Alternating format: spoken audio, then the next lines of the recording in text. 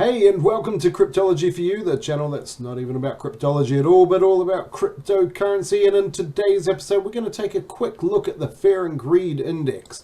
I'm your host, Paulie D, and let's get into that. As always, this is a timely reminder that this is not financial advice, and nothing in this video at all could be considered as financial advice. So don't take it as financial advice. You are still needing to do your own research. There is apparently a very famous saying, be fearful when others are greedy and be greedy when others are fearful. I don't know, someone said it. It was mostly about the stock market, but it also translates beautifully into the crypto market too. Here we have the Fear and Greed Index. When it is an extreme fear, the low numbers around about 10 up until about 25 is extreme fear. Then you get fear when you get above that 25 mark in towards 40. Then you get a little bit towards neutral once you hit over that sort of 45 mark. And so right up until the point where you get into greed, which is into the 60 mark. And then into the extreme greed, which is when you're well above the 70 mark. But is it very scary when we're in extreme fear? Well, the market seems to think so. And during that time, the market is usually in a bit of a depressed state, a lot lower than what it could be. So is it really a time to be fearful? Or should we do exactly what that famous guy said? Be greedy when times are fearful. Yes, this is the time when you should consider buying. When others are fearful, you should be greedy. But what about when everyone's being greedy? Is this the best time to buy?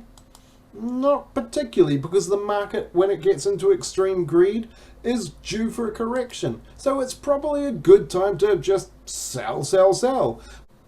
Well, just be careful with this one, no matter which way you look at it. It is a very good macro tool, but it isn't so good for the little changes. So crypto market's still very, very volatile, and that means that you're going to have to try to look out for yourself. But during times of extreme fear, the prices are going to be lower.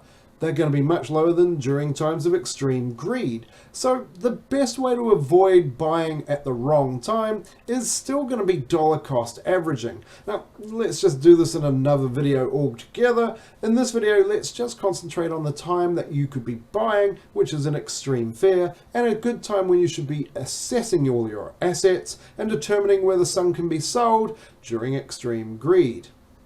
But seriously, you need to do your own research. It doesn't matter what I'm saying about the Fear and Greed Index, you still need to do your own research. However, I will give a link to the Fear and Greed Index and you can take a look, or you can join the Telegram group where every morning I'll put in a screenshot of what I see on the Fear and Greed Index and my own little take on it.